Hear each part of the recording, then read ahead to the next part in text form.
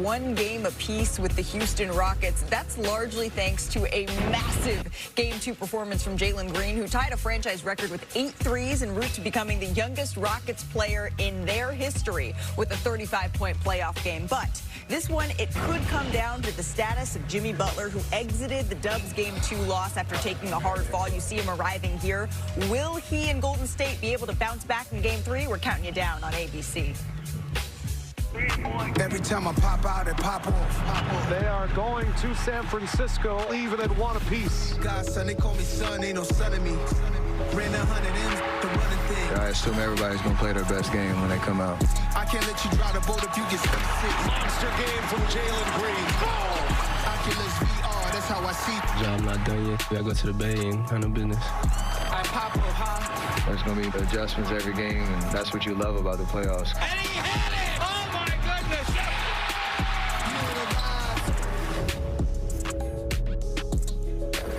Welcome to NBA Countdown alongside Stephen A. Smith and Kendrick Perkins. I'm Malika Andrews. It has been over 700 days since there's been playoff basketball in the Bay. So you know the Chase Center, it is going to be rocking tonight. But one thing that the crowd might be eager to see, more eager even than opening tip, is whether or not Jimmy Butler is in the starting lineup. Remember, gentlemen, Butler played just 8 minutes in Game 2. His night cut short after taking a scary fall in the first quarter.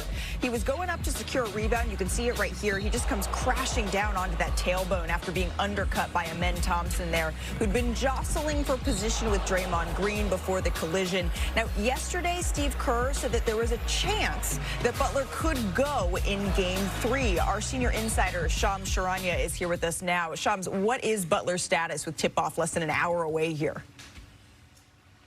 Malika, Jimmy Butler is out tonight in Game 3 against the Houston Rockets. He has a deep contusion in his largest glute muscle, and that's also been associated with significant swelling. So as soon as the Warriors saw him enter today and evaluated him, they immediately ruled him out. He basically, Malika, has no mobility, and it's not just about playing through pain or taking pain-killing shots.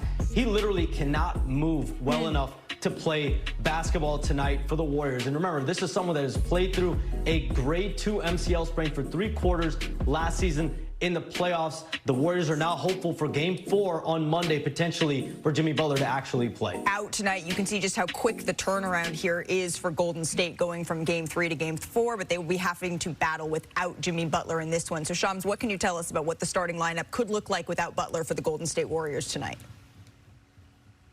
Jonathan Kuminga will go from not playing to starting in place of Jimmy Butler, and that will also be along with Draymond Green and rookie center Quentin Post in the starting lineup to go with Brandon Podziemski and Stephen Curry in the backcourt. But this is a massive moment for Jonathan Kuminga. He averaged 21 points per game over a 14-game stretch early in the year, but he's gone from 0 to 100, not playing for 2 weeks, to essentially being thrust in this role to start in place of Jimmy Butler, a big moment in his career. Jonathan Kuminga starting in his first game for the Golden State Warriors since December 15th. Shams, thank you so very much. Stephen A., I turn to you. No Jimmy Butler in this one. What is your reaction? Well, I actually love it, because I know that eventually, before this series is over, Jimmy Butler's going to be back in that lineup. The question is, what's Jonathan Kuminga going to do with this opportunity, Mr. Approaching restricted free agency? What are you going to do with this opportunity? Do you know that the Golden State Warriors played 2 games against the Rockets this year without the services of Steph Curry? And do you know who stepped up in those games? It was Jonathan Kuminga,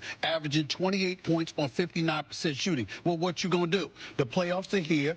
Free agency is approaching, albeit restricted free agency. You have an opportunity to remind Steve Kerr and the Golden State Warriors of the kind of value you can bring to the table. And most importantly, it could spell, Big Perk, if he plays well, then you could possibly rest Jimmy Butler even longer if he's excelling, so he could ultimately be ready as the series wanes. You know, this is a perfect opportunity for Jonathan Kuminga, not only to go out there and compete against the Rockets, but to compete against Steve Kerr.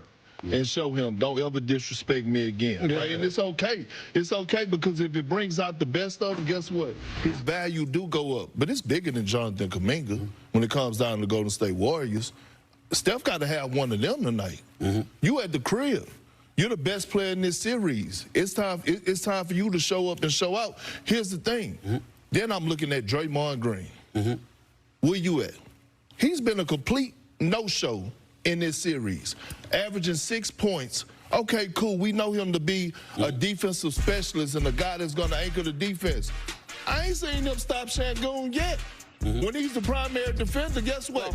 Şengün is shooting 8 for 13 from the field. I feel what you're saying, but here's how I'm looking at it. Even though Steph Curry is averaging 25.5 this series, 53% shooting from the field, 50% from three-point range, we know that Steph Curry can be and is expected to be that dude. But when I see a stat that shows me that without Steph Curry, you were able to beat the Houston Rockets twice. When I see Houston struggling offensively like they did in Game 1, although Jalen Green came back in Game 2, one of only 6 players to play all 82 games this year, dropped 38. They're like 14-1 when he scores over 30 in this series. So he's got to play too. But I'm looking at Golden State, and I'm saying, if Kuminga shows up and plays big, that could mean so much more because we know Steph's going to be there. We hope that Draymond will. We know that Jimmy Butler eventually is going to be back. But Kuminga stepping up, you don't have to rush it. And that's what I'm looking at. Kuminga has started in 3 playoff games for the Golden State Warriors entering tonight, all in 2022. But it's Steph Curry back in Golden State, back in Chase Center. What can Houston throw at him here without Jimmy Butler? Because we harp on those non-Steph minutes in particular. Well, I mean, because you look at the Rockets and what are they loaded with? Defensive wings, the most important position in the NBA. If you look at all the teams that having success, they have the wings, right? And they get physical with Steph Curry, starting with Dylan Brooks to Amen Thompson to Tari Eason. They have multiple bodies that they could throw at them. They touching them up. They're not giving them free lanes to move and run. They stand connected to them. And look, it's going to be hard. Others are going to have to make shots. Look, they even tried the high pick and roll right here. And even then, look, stand connected. At this point, you're being guarded by Şengün and Jalen Green. And look, great switch out right there. Great closeout by Fred VanVleet. This Rockets have an identity. They have a culture. Shout out to Dylan Brooks. And shout out to Ime Udoka for bringing that. But I expect Steph to have a big one. Well, he applauds the physicality. I do. I just don't applaud them talking about it. Because I think as a young team, you're attracting some unwanted attention from the officiating, which to me doesn't bode well for a young team. I know that Dylan Brooks is a veteran. I know VanVleet is a champion and a veteran. But for the most part, they're a young team. And I worry about that when Ime Udoka came out and he spoke about it. Again, I don't have any problem with the way they're playing. I don't have any problem if they live on that physicality. I'm just saying, Steph Curry's on the other side. Jimmy Buckets, if he comes back to the other side.